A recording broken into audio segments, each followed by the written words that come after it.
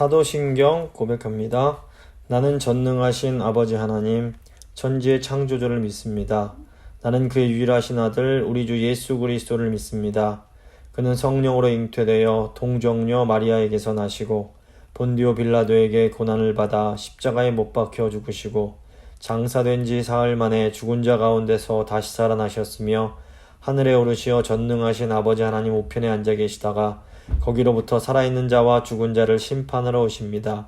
나는 성령을 믿으며 거룩한 공교회와 성도의 교제와 죄를 용서받는 것과 몸의 부활과 영생을 믿습니다. 아멘. 찬송가 336장입니다. 찬송가 336장 찬양하시겠습니다.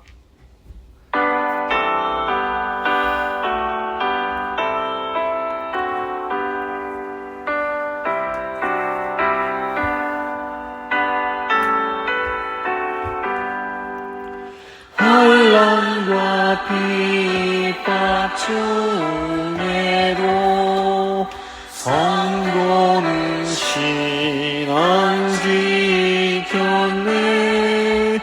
이 시간 생각할 때에 기쁨이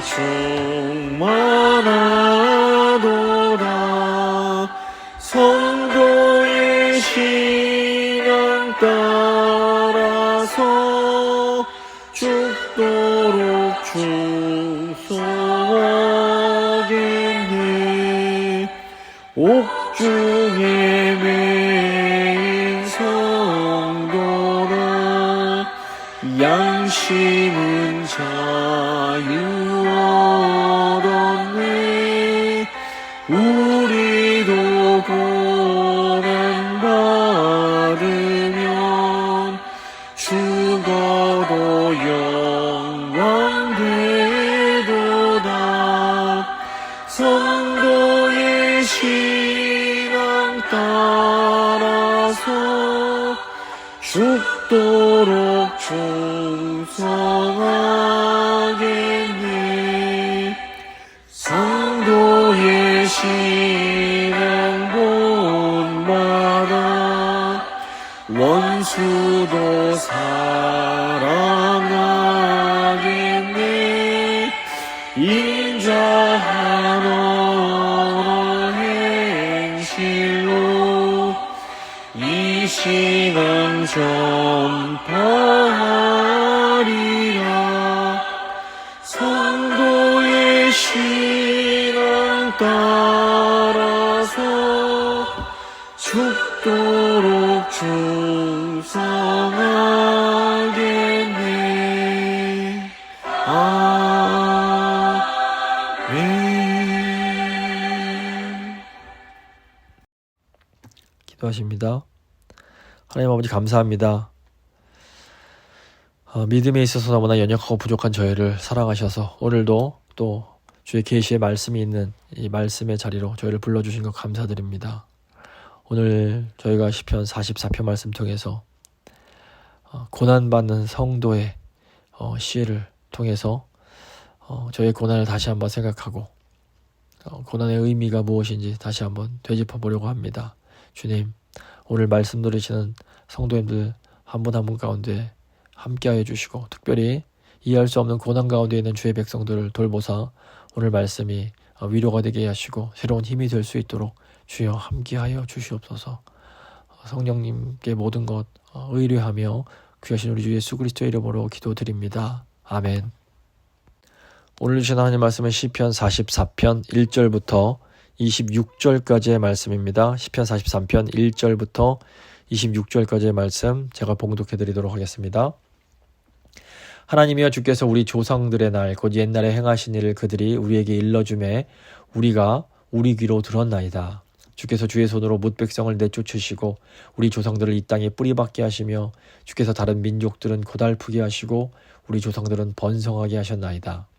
그들이 자기 칼로 땅을 얻어 차지함이 아니요 그들의 팔이 그들을 구원함도 아니라 오직 주의 오른손과 주의 팔과 주의 얼굴의 빛으로 하셨으니 주께서 그들을 기뻐하신 까닭이니이다. 하나님이여 주는 나의 왕이시니 야곱에게 구원을 베푸소서. 우리가 주를 의지하여 우리 대적을 누르고 우리를 치러 일어나는 자를 주의 이름으로 밟으리이다. 나는 내 활을 의지하지 아니할 것이라 내 칼이 나를 구원하지 못하리이다. 오직 주께서 우리를 우리 원수들에게서 구원하시고 우리를 미워하는 자로 수치를 당하게 하셨나이다. 우리가 종일 하나님을 자랑하였나이다. 우리는 하나님의 이름에 영원히 감사하리이다. 그러나 이제는 주께서 우리를 버려 욕을 당하게 하시고 우리 군대와 함께 나아가지 아니하시나이다. 주께서 우리를 대적들에게서 돌아서게 하시니 우리를 미워하는 자가 자기를 위하여 탈취하셨나이다. 주께서 우리를 잡아먹힐 양처럼 그들에게 넘겨주시고 여러 민족 중에 우리를 흩으셨나이다. 주께서 주의 백성을 헐값으로 파시며 그들을 판값으로 이익을 얻지 못하셨나이다. 주께서 우리로 하여금 이웃에게 욕을 당하게 하시니 그들이 우리를 둘러싸고 조소하고 조롱하나이다. 주께서 우리를 뭇 백성 중에 이야기거리가 되게 하시며 민족 중에서 머리 흔들림을 당하게 하셨나이다. 나의 능욕이 종일 내 앞에 있으며 수치가 내 얼굴을 덮었으니 나를 비방하고 욕하는 소리 때문이요 나의 원수와 나의 복수자 때문이니이다. 이 모든 일이 우리에게 임하였으나 우리가 주를 잊지 아니하며 주의 언약을 어기지 아니하였나이다. 우리의 마음은 위축되지 아니하고 우리의 걸음도 주의 길을 떠나지 아니하였으나 주께서 우리를 승냥이의 처소에 밀어넣으시고 우리를 사망의 그늘로 덮으셨나이다. 우리가 우리 하나님의 이름을 잊어버렸거나 우리 손을 이방 신에게 향하여 폈더라면 하나님이 이를 알아내지 아니하셨으리이까. 무릇 주는 마음의 비밀을 아시나이다. 우리가 종일 주를 위하여 죽임을 당하게 되며 도살을 양같이 여김을 받았나이다. 주여 깨소서. 어찌하여 주무시나이까. 일어나시고 우리를 영원히 버리지 마소서. 어찌하여 주의 얼굴을 가리시고 우리의 고난과 압제를 잊으시나이까. 우리 영혼은 진토 속에 파묻히고 우리 몸은 땅에 묻혔나이다. 땅에 붙었나이다. 일어나 우리를 도우소서. 주의 인자하심으로 말미암아 우리를 구원하소서. 아멘. 오늘은 시편 44편 말씀 함께 나누고 기도하도록 하겠습니다. 시편 44편은 그 시의 형식으로 보면 백성 탄식시, 공동체 탄식시라고 볼 수 있습니다. 그러니까 하나님을 잘 믿던 하나님의 백성들이 적에게 패배해서 이 노예로 팔려가면서 지어진 시라고 보입니다. 이 다윗 왕 이후에 이스라엘과 유다가 국력이 약해지면서 이 적에게 포로로 잡혔던 성도들에 의해서 지어진 시로 보여집니다. 하나님께서 왜 하나님의 백성들에게 이런 어려움과 시련을 허락하시는 걸까요? 성도들의 고통이 다른 고통받는 자들을 구원하는 증거가 될 수 있기 때문입니다. 성도는 가난하고 병든 사람들을 위로하고 축복하시기 위해서 하나님께서 이 땅으로 보내신 하나님의 사자들입니다. 하나님은 예수 그리스도를 가장 낮은 곳으로 보내신 것처럼 하나님의 백성들, 성도들을 가장 낮은 곳으로 보내셔서 어렵고 불쌍한 자들을 위로하시고 그들을 구원해 주십니다. 하나님은 때로 성도들의 고통을 통해서 다른 고생하는 자들이 위로를 받고 구원을 받게 하시는 겁니다. 1절 보시면 하나님이여 주께서 우리 조상들의 날 곧 옛날에 행하신 일을 그들이 우리에게 일러주매 우리가 우리 귀로 들었나이다 이렇게 말씀합니다. 이스라엘 자손들이 지금 적에게 패배해서 전쟁 포로가 됐습니다. 전쟁 포로가 되면 육체적 정신적으로 일단 자유를 잃게 됩니다. 전쟁 포로는 하나의 인격체가 아니라 일종의 어떤 짐승 같은 그런 대접을 받기도 합니다. 당연히 포로가 되면 자신감이나 희망을 잃고 완전히 이렇게 낙심하게 됩니다. 그런데 이렇게 비참하고 어려운 상황에서 누군가로부터 하나님께서 자기 조상들에게 행하신 일을 듣게 되는 겁니다. 말씀 보면 그들이 우리에게 일러주매 이렇게 하는데 아마 함께 포로됐던 어떤 사람이 포로들 가운데서 일어나서 하나님의 이야기를 들려준 것 같습니다. 이 사람의 이야기는 노예로 잡힌 사람들에게는 일종의 강력한 설교의 역할을 했던 겁니다. 당시 노예로 사로잡힌 사람들은 그 사람의 이야기에 그 귀를 기울일 수밖에 없었을 겁니다. 희망을 가질 수 있는 것이 그 이야기밖에 없었기 때문입니다. 실제로 이렇게 어려운 상황에 있는 사람들이 말씀을 더 많이 사모하게 됩니다. 제가 그 소년원이나 교도소에 있는 그런 사람들은 더 간절히 하나님의 말씀을 사모하게 됩니다. 죄수들 중에서도 이 사형 선고를 받은 사람들의 신앙이 가장 뜨거울 수밖에 없습니다. 그 신앙 외에는 전혀 소망이 없기 때문입니다. 오늘 이 본문을, 이 시편을 기록한 사람은 하나님을 잘 믿는 성도임에도 불구하고 전쟁 포로가 되었습니다. 그런데 이게 포로로 사로잡힌 곳에서 놀랍게도 이제 하나님의 말씀을 다시 듣게 된 겁니다. 여기서 우리가 알 수 있는 것은 하나님의 말씀은 인간의 힘으로는 막을 수가 없다라는 겁니다. 아무리 인생 저 밑바닥에 내팽겨쳐진다 하더라도 하나님의 말씀이 그곳까지 우리를 찾아옵니다. 절망에 있는 포로들이 이 말씀의 한 사람으로 인해서 하나님의 은혜를 경험하게 됩니다. 고통의 시간에 서로 눈물로 기도해주고 축복해줄 수 있는 그런 사람들이 된 겁니다.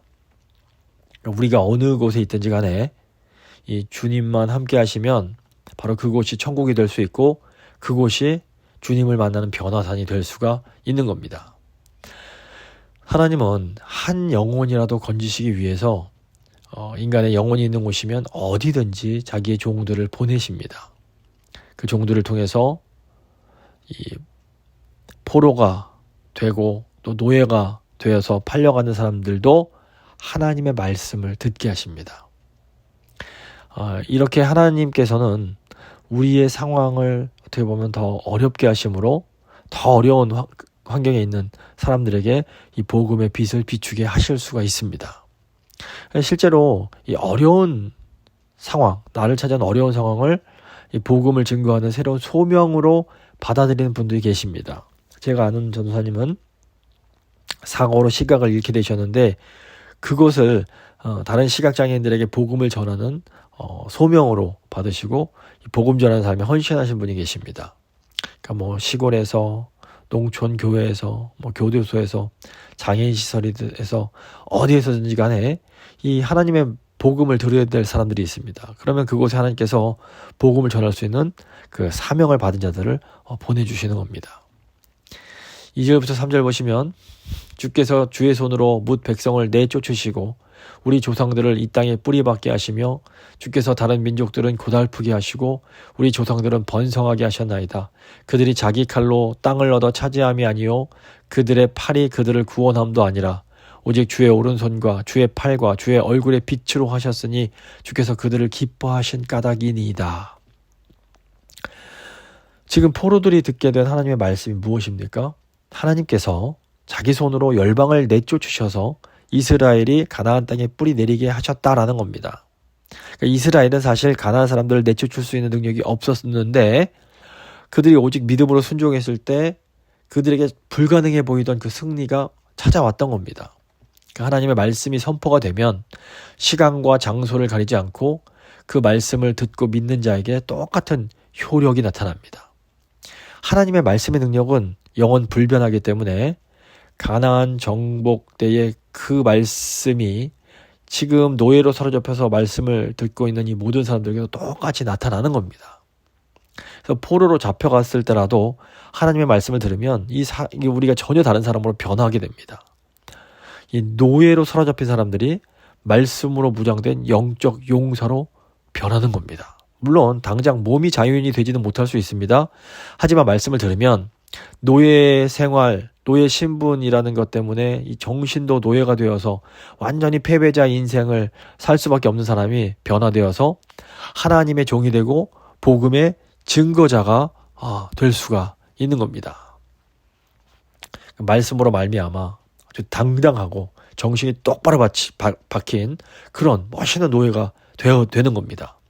이런 노예는 자기 주인을 전도하기도 하고 또 포로에서 하나님의 도우심으로 말미암아 다시 이렇게 해방이 될 수도 있는 겁니다. 가령 이 요셉을 보면 애굽의 노예였습니다. 그런데 그곳에서 놀랍게 하나님 말씀을 증거하는 삶을 살아가게 됩니다. 이 엘리사 때도 보면 이 수리아의 군대 장관 나아만이 문둥병에 걸리는 내용이 나오는데 이때 이 이스라엘의 노예 하나가 하나님의 사람 엘리야를 자기 주인에게 소개를 합니다. 결국 나아만 장군이 문둥병을 치료받고 하나님을 믿게 됩니다. 노예로 잡혀온 여자 계집종 하나가 이 나아만에게 하나님을 전했던 겁니다. 또 이 빌립보서를 보시면 바울이 시위대 안에 있는 감옥에 수감이 됩니다. 이 시위대 감옥이라는 것이 이 아주 악명이 높은 감옥이라서 이건 거의 뭐 빠져나올 수 없고 죽음의 임박했음을 의미합니다. 근데 바울이 그 감옥 안에서 또 담대하게 하나님을 증거합니다. 이로 인해서 시위대 안에 있는 군인들 중에서 또 예수를 믿는 사람들이 생겨나게 되는 겁니다. 그러니까 하나님의 백성은 어느 곳에 있어도 하나님의 말씀이 임하기만 하면 힘을 얻고 이 정체성을 되찾게 되며 이 증인의 삶을 감당할 수가 있게 됩니다. 4절 5절 말씀 보시면 하나님이여 주는 나의 왕이시니 야곱에게 구원을 베푸소서. 우리가 주를 의지하여 우리 대적을 누르고 우리를 치러 일어나는 자를 주의 이름으로 밟으리이다. 이 하나님의 말씀을 들은 성도는 이스라엘 조상들이 가나안 족속을 내쫓고 그곳에 하나님 나라를 세운 것이 그들의 힘이 아니라 하나님의 도우심에 의한 것이라는 것을 다시 한번 깨닫게 됩니다. 그리고 만약 이것이 사실이라면 자신들도 하나님의 도우심을 얻을 수 있다라는 생각이 드는 겁니다. 그러면서 하나님이여 주는 나의 왕이시니 우리에게 구원을 베푸십시오. 이렇게 기도를 하게 되는 겁니다. 사실 이 성도들은 모든 게 편안할 때가 아니라 어렵고 위기가 닥쳐올 때 더 큰 하나님의 능력을 경험할 때가 많습니다. 이 포로가 되어서도 얼마든지 하나님께서 놀랍게 도와주심을 체험할 수가 있는 겁니다. 이 삼손이 이 들릴라에게 속아서 머리털이 밀리고 눈알이 뽑히고 블레셋 감옥에 갇히게 됩니다. 더 이상 삼손을 도와줄 사람은 아무도 없습니다. 거기서 삼손이 벗어날 방법이 전혀 없습니다. 아주 그냥 깜깜한 겁니다. 그런데 이때 삼손이 하나님께 부르짖으니까 그곳에서 엄청난 일이 일어나게 됩니다. 또 이 다니엘도 기도하지 말라는 왕의 명령을 알면서도 예루살렘을 향해서 3번씩 기도함으로 결국 음모에 빠져서 사자굴에 들어가게 됩니다. 하지만 하나님께서 사자들의 입을 봉해버리시고 도리어 다니엘을 모함하던 사람들이 사자밥이 되는 일이 일어납니다. 그러니까 하나님의 능력이 나타날 때는 사실 아무 일도 없는 편안한 때가 아니라 상황이 가장 어려울 때가 많습니다. 6절과 7절 보시면 나는 내 활을 의지하지 아니할 것이라 내 칼이 나를 구원하지 못하리이다. 오직 주께서 우리를 우리 원수들에게서 구원하시고 우리를 미워하는 자로 수치를 당하게 하셨나이다. 어려움이 있으면 지푸라기라도 잡는 심정으로 우리가 철저하게 하나님만 의지하게 됩니다. 사실 이럴 때가 가장 우리가 순수하게 하나님을 의지할 때이고 하나님과 가장 가까울 때라고 볼 수 있습니다. 그러니까 어려움이 크면 하나님의 도우심도 그만큼 더 생생하게 나타납니다. 그래서 우리 어려움의 시기에 우리는 하나님의 간섭하심, 돌보심을 더 세밀하게 느낄 수 있는 겁니다. 이렇게 기도의 응답을 분명하게 경험하면서 활이나 칼보다 더 강한 무기가 바로 하나님의 능력이란 것을 우리가 고백할 수 있게 되는 겁니다. 그러니까 우리가 인생의 밑바닥에 있을 때 하나님의 진리의 능력이 크게 우리 가운데 두 가지로 나타납니다. 우선 우리가 정말 밑바닥에 있을 때 하나님의 진리가 우리 삶을 통해서 실제로 현실이 됩니다. 이 성육신은 말씀이 육신 되신 것인데 우리가 민생 밑바닥에 있을 때 하나님의 말씀이 정말 살아있는 현실이 되는 것을 우리가 경험을 하는 겁니다. 그래서 정말 어려움의 순간에 성경 속 인물들이 경험했던 그 하나님을 우리도 생생하게 경험하게 됩니다. 진리를 몸으로 경험하면서 우리가 머리로 알고 있던 것과 우리 정말 눈앞에 있는 현실이 서로 괴리가 있는 것 같은데 이것이 극복이 되는 겁니다. 우리 믿음이 현실 속에서 실제가 되는 겁니다. 이런 시련을 통해서 아집의 담이 허물어지고 포용할 수 있는 아량이 넓어집니다. 요셉이 나중에 형들이 왔을 때 그들을 이게 다 하나님께서 하신 거다 하면서 품어줄 수 있는 그런 넓은 그릇이 되는 겁니다. 이런 넓은 마음이 변화를 일으키는 그런 누르기 역할을 할 수 있게 되는 겁니다. 근데 이 넓은 마음이 그냥 생기는 것이 아니라 아주 인생 밑바닥에서 고생하면서 그러면서 이 마음이 넓어지게 되는 겁니다. 물론 어떤 사람은 고생하면서 마음이 더 쪼그라들기도 합니다. 이제 진짜 신앙의 사람은 이 고난과 정말 인생 밑바닥의 경험이 그 그릇을 확 넓혀줍니다. 자, 두 번째로 우리 인생의 밑바닥에 이렇게 고난을 통해서 우리 가족과 이웃과 우리 공동체가 구원을 받는 일이 일어납니다. 그러니까 하나님은 이유를 알 수 없는 그런 어떤 믿음의 사람의 고난을 통해서 가족이나 공동체의 허물과 죄를 불쌍하게 여기시고 은혜를 베푸십니다. 그래서 믿음의 사람의 고난이 이 공동체에게 일종의 속죄의 은혜로 나타나는 겁니다. 이게 되게 신비한 것인데, 그래서 하나님의 사람의 그런 겸비한 모습이 하나님의 은혜를 크게 이렇게 확산시켜서 보여주는 겁니다. 8절 보시면 우리가 종일 하나님을 자랑하였나이다. 우리는 하나님의 이름에 영원히 감사하리이다. 영적인 최전방에서 성도들은 우리를 위해서 싸우시는 하나님을 체험하고 정말 그 밑바닥의 상황에서도 하나님께 감사하며 하나님을 자랑할 수 있게 됩니다. 이게 사실은 일반 사람들은 상상할 수 없는 것이기 때문에 정말 도저히 이해할 수 없는 놀라운 믿음의 능력이라고 볼 수 있습니다. 9절과 10절 보시면 그러나 이제는 주께서 우리를 버려 욕을 당하게 하시고 우리 군대와 함께 나아가지 아니하시나이다. 주께서 우리를 대적들에게서 돌아서게 하시니 우리를 미워하는 자가 자기를 위하여 탈취하였나이다. 그러니까 하나님의 은혜를 경험한 시인은 지금 자신의 상황을 반성하면서 왜 우리가 이렇게 포로로 잡혀오게 됐는가 이걸 이제 생각하는 겁니다. 사실 상식적으로 생각해 보면 하나님의 백성이기 때문에 우리는 악에게 패할 수 없습니다. 그런데 하나님이 우리와 함께 싸우지 않으셨기에 대적에게 패했고 결국 원수들에게 포로로 붙들리게 되는 겁니다. 그러니까 우리가 원수들을 이기지 못한 것은 철저하게 하나님과 동행하지 못했기 때문입니다.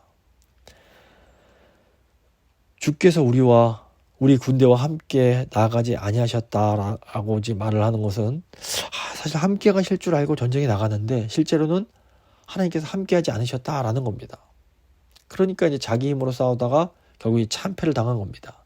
사무엘상 4장 보시면 이스라엘 백성들이 블레셋과 싸울 때 언약궤를 가져갑니다. 그러면 자기들이 저절로 승리할 거라 생각을 했습니다. 하지만 이것은 그들의 완전한 착각이었습니다. 이스라엘은 전쟁에서 패하고 그 언약궤까지 블레셋에게 뺏기게 되는 겁니다. 우리 삶 속에도 이런 일이 있을 수 있습니다. 우리 나름대로 하나님이 나와 함께 하시니까 내가 잘 될 거야 생각하는데 사실은 결과가 그렇지 않을 수가 있는 겁니다. 11절 12절 보시면 주께서 우리를 잡아먹힐 양처럼 그들에게 넘겨주시고 여러 민족 중에 우리를 흩으셨나이다. 주께서 주의 백성을 헐값으로 파시며 그들을 판값으로 이익을 얻지 못하셨나이다. 그러니까 패배한 전쟁 포로들은 아주 비참하게 여러 나라의 노예로 팔려갈 수 있습니다. 이게 더 비참한 것은 인기가 없는 겁니다. 서로 아무도 안 가져가려고 하니까 거의 그냥 헐값으로 무료로 이렇게 내어주게 되는 겁니다. 아주 비참한 상황에 처하는 겁니다. 아무도 인정해주지 않는 그런 상황이 되는 겁니다. 그런데 이게 끝이 아닙니다. 하나님은 하나님의 백성을 포로된 그곳에서 다시 일으켜 세우십니다. 성도가 이 노예와 같은 상황이 되면 일단은 딱 보기엔 죽은 것 같습니다. 그런데 다시 한번 살아날 때가 있고 그때는 더 강한 능력으로 살아나서 이 세상을 바꾸게 되는 겁니다. 13절 보시면 주께서 우리로 하여금 이웃에게 욕을 당하게 하시니 그들이 우리를 둘러싸고 조소하고 조롱하나이다. 그러니까 하나님께서 인생의 어느 시기에 네가 정말로 죽음까지도 각오하고 너의 믿음을 지키겠느냐 이렇게 물으실 때가 있습니다. 사실 우리의 신앙은 이 죽음과 아주 밀접한 관련이 있습니다. 예수님은 이 진리 때문에 십자가 무서운 처형을 받고 죽음을 당하셨습니다.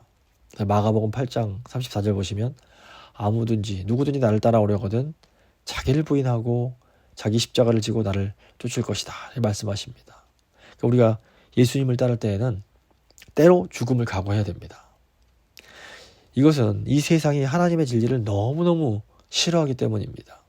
그런데 이 진리는 너무 중요해서 설령 죽음의 위협이 온다 해도 우리는 이 진리를 포기할 수 없습니다. 그래서 하나님의 백성은 생각하는 것이나 행동하는 것이나 세상 사람들과 너무 다르기 때문에 이 주위 사람들로부터 미움을 받고 조롱을 당하는 경우가 종종 있습니다.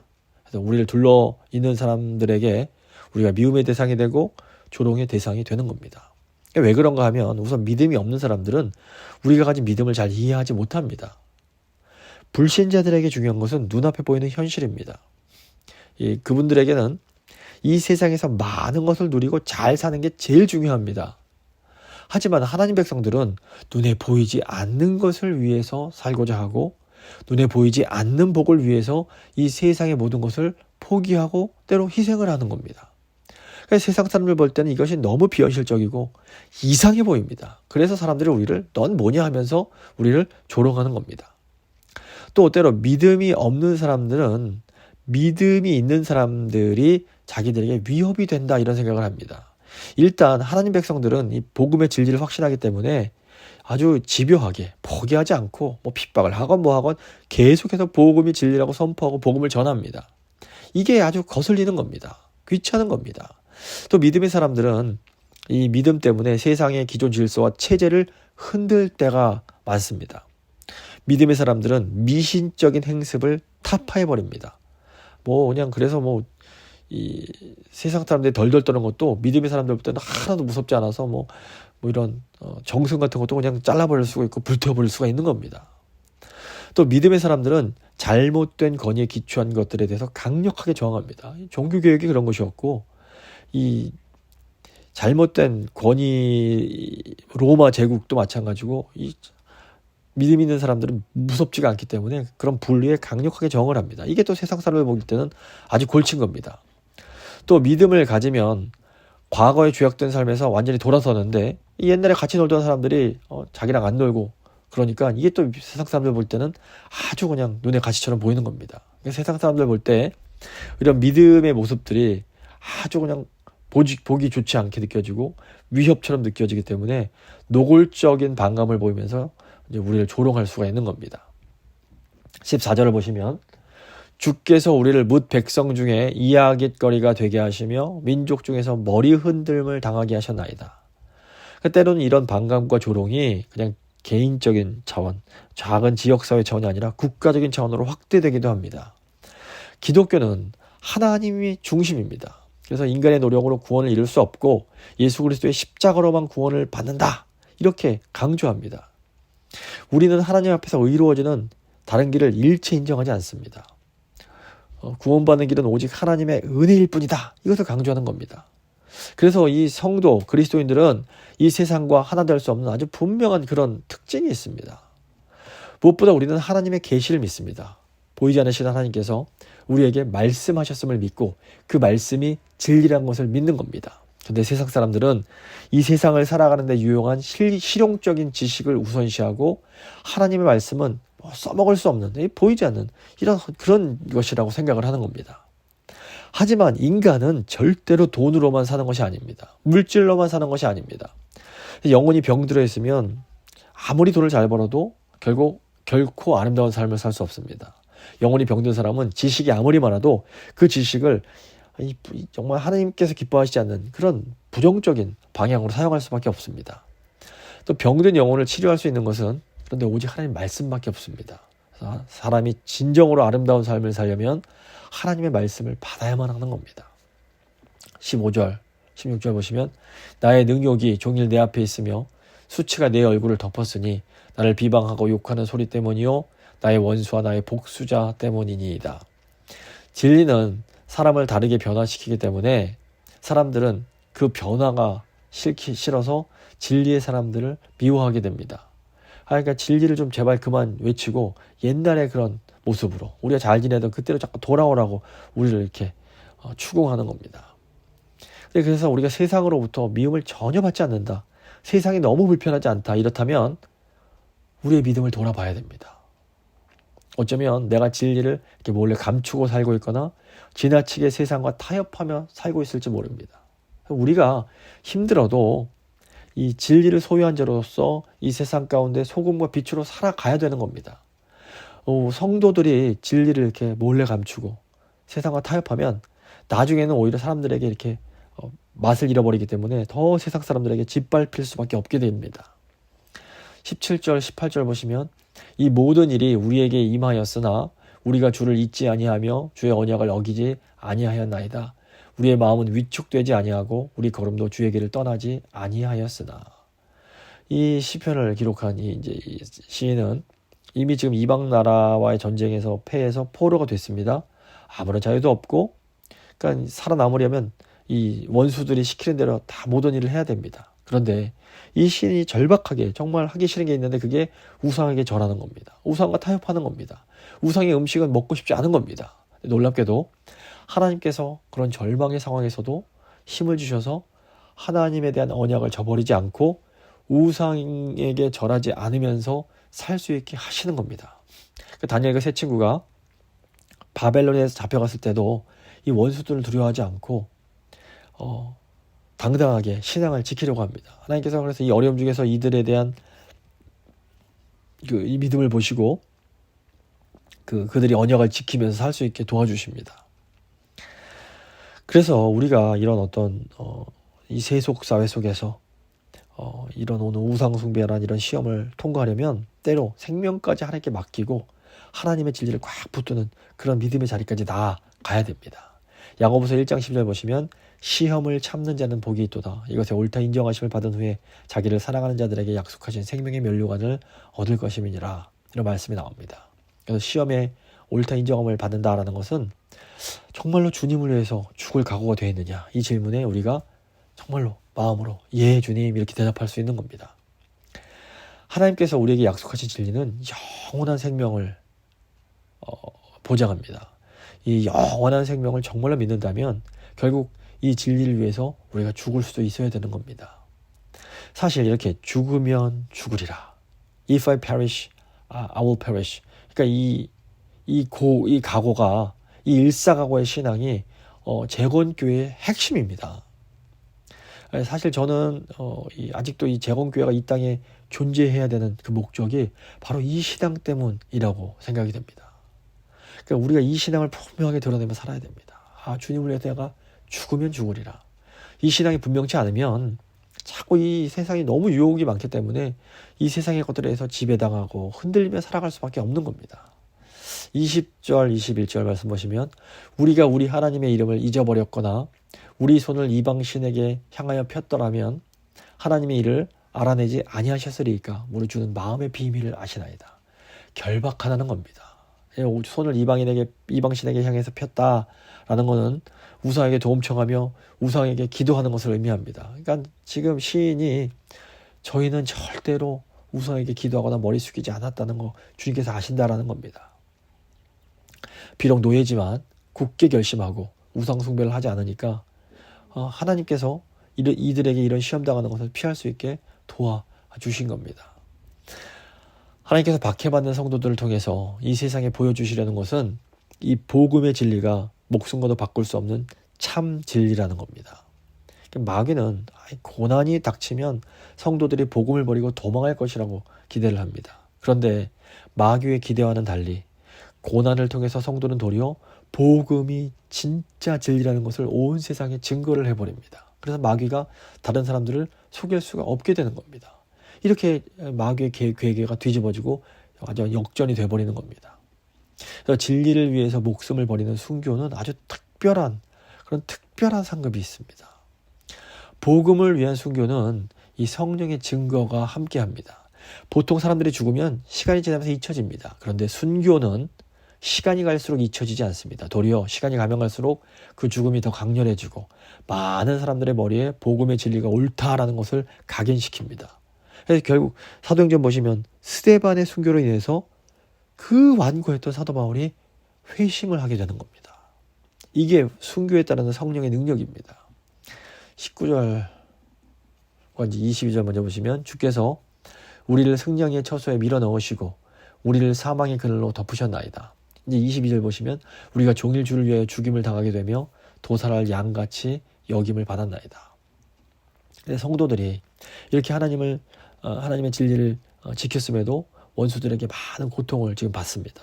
승냥이의 처소는 늑대의 소굴이기 때문에 거기 들어가면 여기저기 뜯겨서 아주 심한 상처를 입는 겁니다.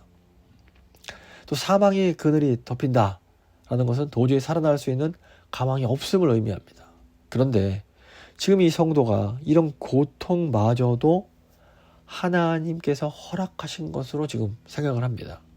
원수들 앞에서 우리가 믿는 진리가 옳다는 것을 생명을 걸고 증거하는 것이 하나님의 뜻이라고 지금 받아들인 겁니다. 이렇게 결연한 믿음으로 고난 가운데서도 이것이 하나님 뜻이다 이거 받아들이면 원수들 중에서도 회개하고 믿는 자들이 생겨납니다. 지금 성도들이 끌려간 곳은 일종의 인간 도살장과 같습니다. 이 인간 도살장은 어떤 곳이냐면 바로 1시간 있다 죽을 수 있기 때문에 죽음을 기다리면서 옆 사람과 우리 주님 앞에서 다시 만납시다 이렇게 인사하면서 죽어가는 그런 곳입니다. 실제로 아직도 여전히 이 세계 곳곳에서 이런 인간 도살장과 같은 그런 상황에 있는 성도들이 존재합니다. 뭐 저희가 잘 아는 북한도 그렇고 아프리카에도 이렇게 정말 신앙 때문에 죽어가는 사람들이 지금도 있습니다. 인간적으로 보면 이렇게 진리 때문에 죽임당하는 사람들이 가장 불쌍하고 어리석어 보입니다.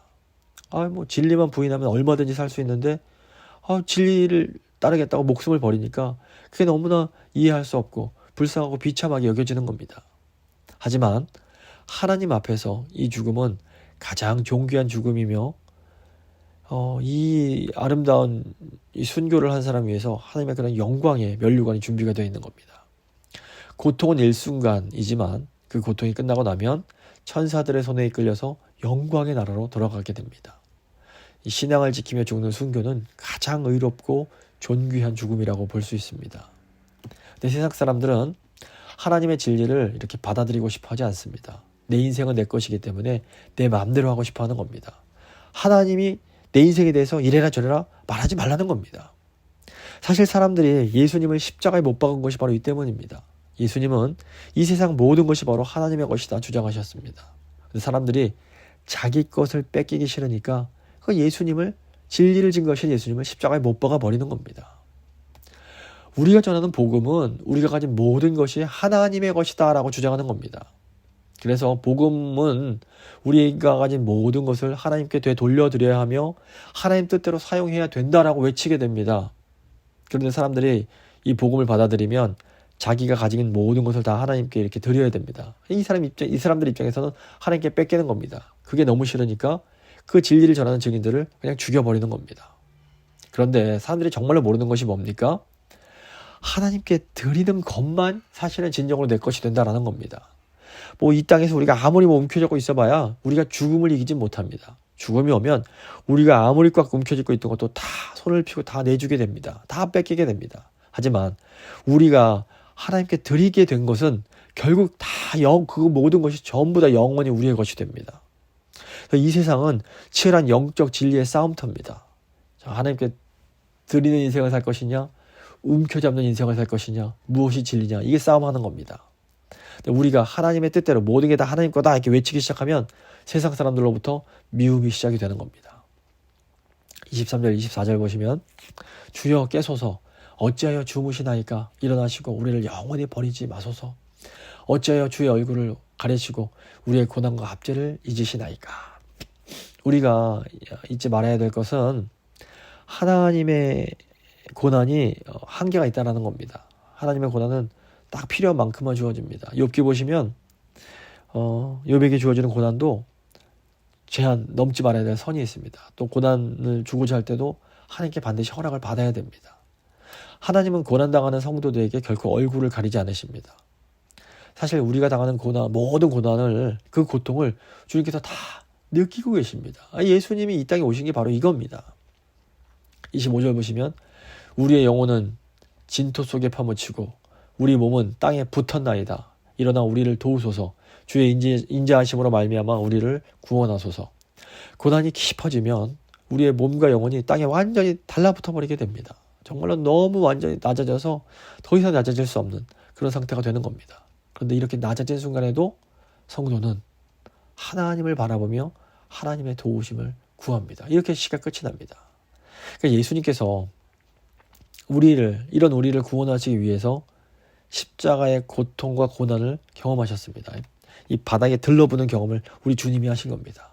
근데 사실 예수님께서 받으신 고난은 우리가 이해할 수 없는 신비입니다. 하나님의 비밀입니다. 예수님은 하나님이시기 때문에 고난받으실 이유도 없고 고난받지 않으셔도 되는 겁니다. 그럼에도 불구하고 예수님께서 스스로 자진해서 인간이 되시고 또 우리의 고난에 직접 동참을 하십니다. 그리고 이 고난을 통해서 우리를 구원해 내십니다. 너무너무 신비로운 겁니다. 근데 예수님의 이 고난이 신비인 것처럼 성도들의 고난 역시 신비입니다. 우리가 다 이해할 수가 없습니다. 욥기가 우리에게 가르쳐주는 진리가 바로 이겁니다. 사실 우리 주위를 봐도 정말 이해할 수 없는 고난을 겪는 분들이 계십니다. 우리가 이 모든 고난을 다 이해하는 것은 불가능합니다. 하지만 중요한 것은 하나님께서 그런 고난을 통해서 또 놀라운 구원을 이루어 가십니다. 그러니까 성숙한 믿음은 우리가 비록 우리 머리로는 다 이해할 수 없을지라도 고난에 담긴 하나님의 그런 놀라운 사랑과 하나님의 섭리를 믿음으로 받아들이는 겁니다. 이게 우리가 어떻게 보면 받아들여야 할 놀라운 정말 그 신비의 영역입니다. 말씀을 좀 마무리 지어보도록 하겠습니다. 오늘 시편은 고난을 받는 성도들이 지은 시입니다. 고난은 우리 머리로는 도저히 이해할 수 없는 그런 부분이 분명히 있습니다. 하나님은 때로 성도들의 그런 큰 고통을 통해서 다른 고통받는 자들을 위로하시고 그들을 구원하시기도 합니다. 이것은 뭘 의미하냐면 하나님을 정말로 사랑하는 믿음의 사람들도 때로는 이해할 수 없는 고통 속으로 돌아가게 됨을 의미합니다. 사실 이때 우리는 주님 왜 하필 접니까? 이렇게 물을 수밖에 없습니다. 근데 우리 주님이 뭐라고 대답하실까요? 나도 너를 위해서 고난을 받았는데 왜 너는 안 되느냐? 이렇게 대답하실지 모르겠습니다. 고난을 좋아하는 사람은 아무도 없습니다. 하지만 믿음의 사람은 고난마저도 하나님의 뜻을 이루고 다른 이들을 구원하는 사명으로 승화시킵니다. 우리가 이 시간 한번 하나님, 저희가 너무 믿음이 부족하고 작지만 이 성숙한 믿음의 사람이 될 수 있도록 주님 저희를 도와주십시오. 한번 간절한 마음으로 기도하도록 하겠습니다.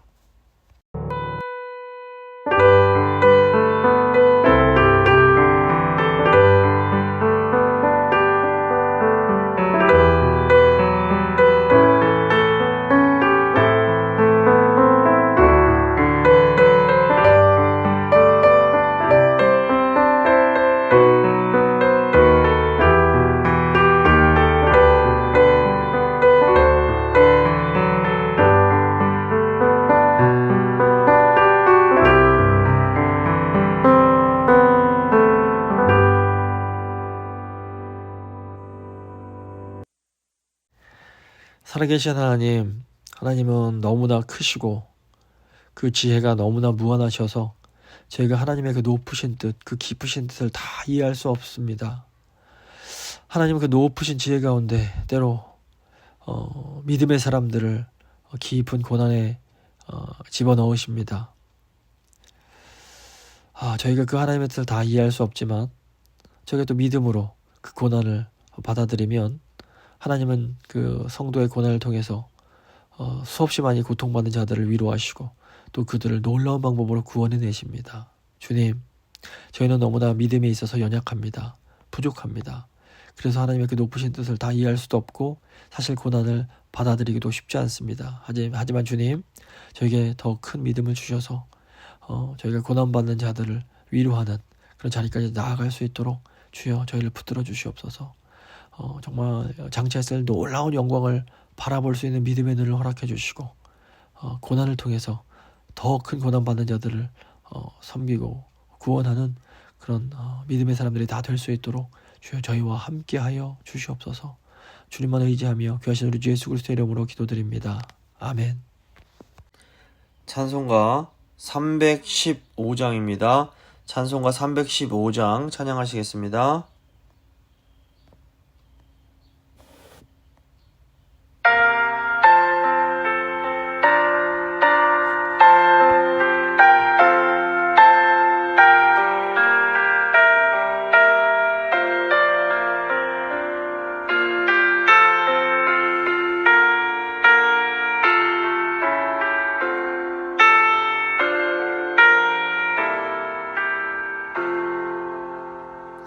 내 주 되신 주를 참 사랑하고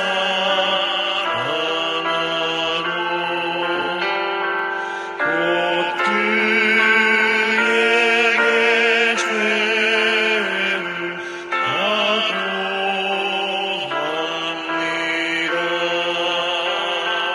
그의 죄를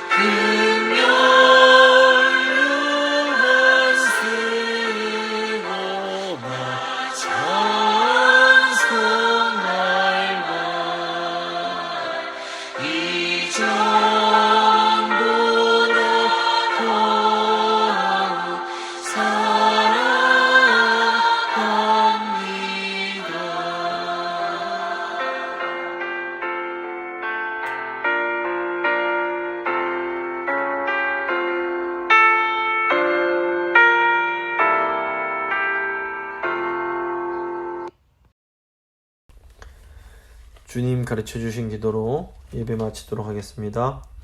하늘에 계신 우리 아버지, 아버지의 이름을 거룩하게 하시며 아버지의 나라가 오게 하시며 아버지의 뜻이 하늘에서와 같이 땅에서도 이루어지게 하소서. 오늘 우리에게 일용할 양식을 주시고 우리가 우리에게 잘못한 사람을 용서해 준 것 같이 우리 죄를 용서해 주시고 우리를 시험에 빠지지 않게 하시고 악에서 구하소서. 나라와 권능과 영광이 영원히 아버지의 것입니다. 아멘.